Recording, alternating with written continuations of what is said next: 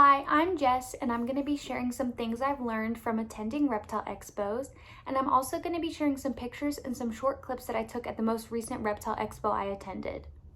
For me personally, I have only ever attended REPTICON. I have seen it in many different venues at many different locations, so I have seen all the different vendors, I have seen different locations that it's been held, but my own personal experience, I've only ever seen REPTICON, so the things I'm sharing I've learned from that specific show.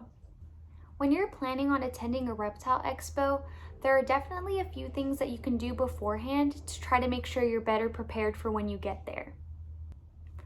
One thing I will say is I've never seen a vendor that was unable to accept card payments, but something I would recommend is bringing cash and card to the show. I've never seen someone not be able to take card, but this just helps just in case maybe their card reader isn't working. Maybe they do only accept cash. So it's just a way of further not limiting yourself in case they do only take one form of payment and you only have the other.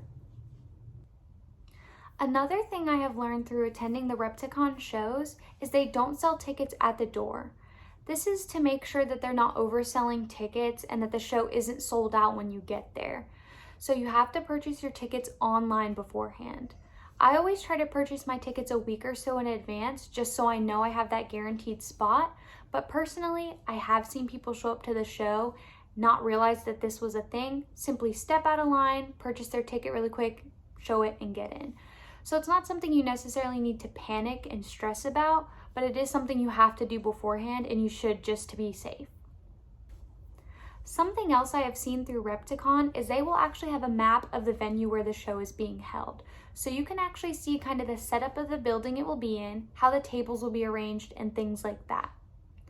When it gets closer to the show and the vendors have bought their tables, you can actually go into that map and see who's going to be vending at what specific table. This is really convenient if you're looking for something specific. You can see the vendors beforehand, do your own little bit of research, see what they have, and then plan to specifically visit that table if it's what you're looking for. So that's another thing that you can do before the show that will help you kind of get through it. Whenever you get to the show, there are definitely some things I recommend, especially if you're planning on purchasing a reptile while you're there. All of the vendors that are there at the show are there because they care about reptiles. They're more than willing to talk about what they have, they're more than willing to answer questions, and if you're planning on purchasing an animal, asking those questions can be really important. Since they're specifically keeping and probably breeding these animals, they might know a lot more than you would see online. While I will say asking those questions is definitely beneficial, always still do your own research, still kind of know before you get into it. Another thing about vendors at these expos is that if you ask, they're probably willing to let you handle some of their animals. Sometimes the vendors will actually already have reptiles out that you can handle, but it's always important to ask first. Some vendors might not let you handle their reptiles unless you're specifically planning on purchasing them. So some vendors will say no, but from what I've seen, the majority of them are more than willing to let you get that hands-on experience with their animals.